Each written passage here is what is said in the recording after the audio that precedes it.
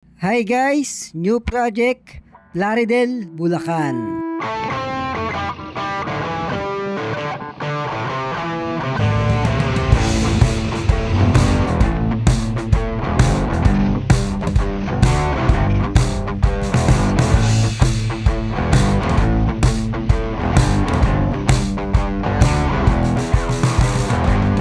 So yan guys, at talagang napakalayo ng ating binyahe para sa ating project. At ang sabi ko nga guys, kahit na malayo o malapit yung project, basta pagkakakitaan, kaya yan. So andito na nga tayo guys sa Bulacan sa ating panibagong project. So talagang maaga kami umalis para iwas traffic na rin guys at maaga kami makarating dito. Ang project natin dito guys ay roofing at aluminum and glass. At ang sabi nga ng ating client na pumasok na kami sa loob kapag napaaga kami ng dating. So ang oras natin guys ay alas 6 ng umaga at talagang napaaga kami ng dating dito. Mas maganda na to guys kaysa tanghaliin tayo ng dating. So yan guys, at talagang puyat na puyat kami dito at medyo napagod sa biyahe. At ito nga si Eming na tulog pa rin talaga. At ito na nga si paring Erickson, yan guys yung pinaka-welder natin. So wala pa nga tayong kain guys, kaya kakain muna tayo dito sa may Lugawan. At makakatikim na rin kami ng lugaw sa may Bulacan. So, let's go!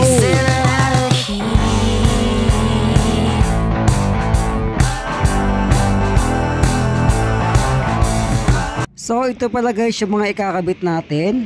Ito guys yung mga screen ng bintana. So lahat ng window guys ay papalagyan ni client ng screen. Ito guys ay sliding screen na hard mesh. At sinadjust ko na talaga kay client na hard mesh ang gamitin namin para tatagal talaga yung pinaka-screen. Bukod sa screen guys ay papalagyan din ni client ito ng roofing. And after natin malagyan yan ay papalagyan din ni client yan ng harang o aluminum and glass sa magkabilang gilid para maharangan ng buong terrace. So yan na nga, binubuo na nga namin dito yung steel roofing. At yung materials guys, bali dito namin binili sa may Bulacan para hindi na namin bitbit galing Cavite. So yan guys, i-timelapse muna natin para hindi mainip ang ating mga viewers. At syempre lagyan natin ng konting music.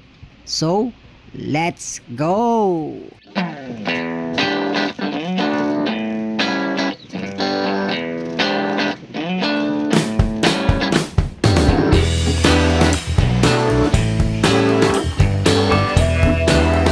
So after namin nakabit yung pinaka-steel niya, ay pininturahan na rin namin to. At para pag kinabit yung pinaka-roof niya, ay tuyo na yung pintura.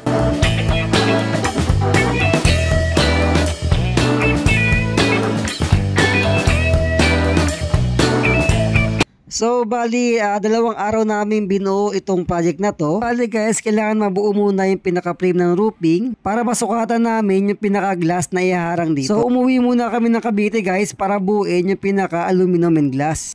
At sobrang bait ng ating client at pinakain pa kami dito. At ayan, at busog na naman ang aming team.